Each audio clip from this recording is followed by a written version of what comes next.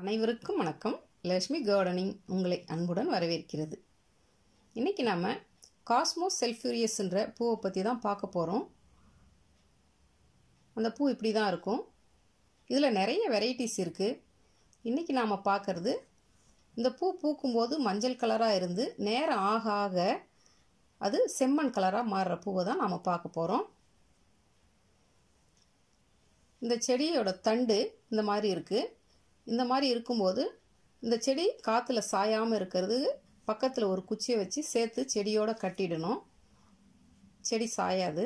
இதனுடைய இலைகள் பார்க்கறதுக்கு ரொம்ப அழகாகவே இருக்குது. இது ஒரு ஆர்னமெண்டல் பிளான்ட் தான். இது நல்ல வெயிலில் கூட இந்த செடியை வச்சு வளர்க்கலாம். இந்த பூ பூக்கும்போது ஸ்டேஜ் பை ஸ்டேஜாக நான் உங்களுக்கு இந்த வீடியோவிலேயே உங்களுக்கு நான் காட்டுறேன். இது ஒரு ஆனுவல் பிளான்ட் தான். ஒரு முறை நம்ம செடியை வாங்கி வச்சிட்டோம்னா இதிலிருந்தே விதைகள் விழுந்து செடி முளைக்க ஆரம்பிச்சிடும். நமக்கு விதை தேவைப்பட்டுச்சுன்னா அதை சேகரித்து வச்சு நாம் செடியை வளர்க்கலாம். அதை பற்றிய வீடியோ நான் தனியாக போடுறேன். அந்த வீடியோ பார்த்து விதை சேகரிப்பில் தெரிஞ்சுக்கோங்க.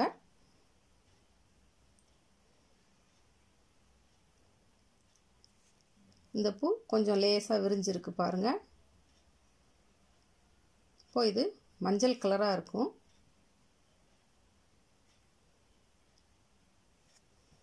இது அதை விட அடுத்தது கொஞ்சம் லேசாக விரிஞ்சு அந்த ஓரத்தில் மட்டும் செம்மண் நிறமாக மாறுறது தெரியும் உங்களுக்கு.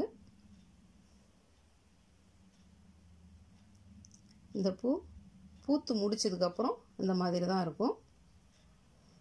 இதனுடைய இதழ்கள் அடுக்கடுக்காக பார்க்கறதுக்கு ரொம்ப அழகாக இருக்கும். இந்த செடியை நாம் மெயின்டெனன்ஸ் பண்ணுறதும் ரொம்ப ஈஸி தான். இதனுடைய இதழ் காஞ்ச பிறகு இந்த மாதிரி இருக்குது. அதுக்கப்புறம் விதைகள் உருவாகும். அதை தான் நாம் சேகரிக்கணும்.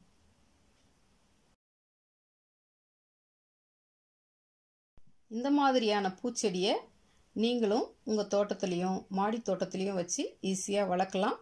இந்த வண்ணமயமான பூக்களை தேடி தேனீக்கள் நிறைய வர ஆரம்பிக்கும்.